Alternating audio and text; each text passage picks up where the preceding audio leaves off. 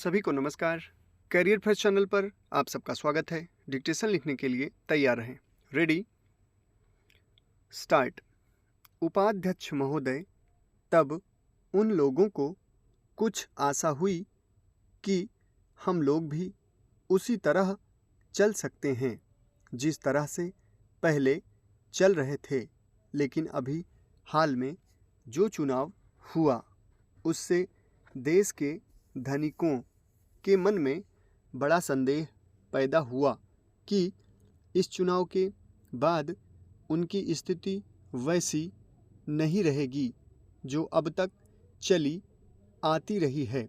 गरीबों और अमीरों के बीच में अब तक जो बहुत बड़ा अंतर चला आ रहा था, उसको अब तेजी से दूर करने का प्रयत्न किया जाएगा।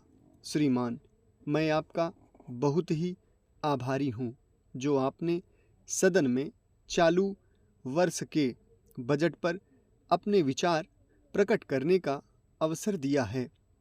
मैं इस बजट का समर्थन करना चाहता हूँ।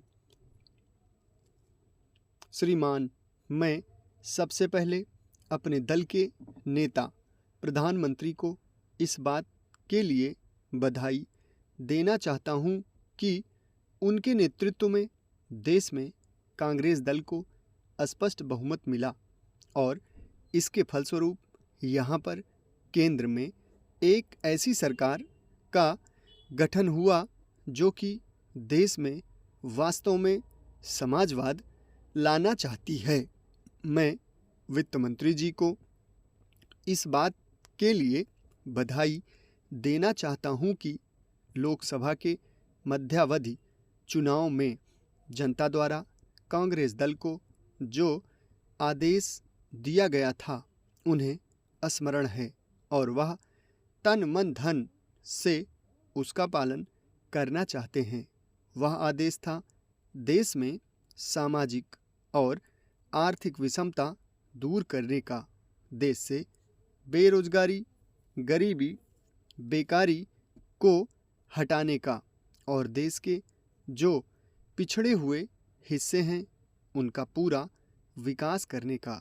साथ ही साथ इस बात का भी आदेश था कि देश के अंदर इस प्रकार की सामाजिक और आर्थिक व्यवस्था पैदा की जाए जिसके अंतर्गत जनता शोषण से मुक्त हो सके।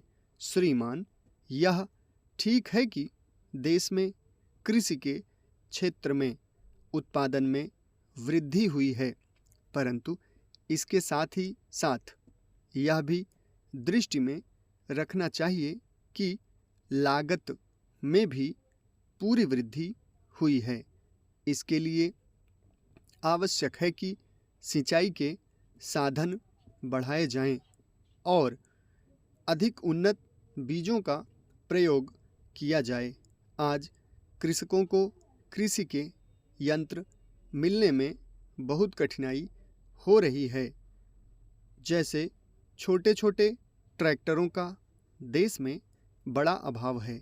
उनके बनाने के लिए शीघ्र नए कारखाने खोले जाएं, जिससे कृषकों को जल्द से जल्द ट्रैक्टर मिल सकें। देश तभी प्रगति करेगा, हमारा ऐसा विश्वास है। समाप्त। धन्यवाद।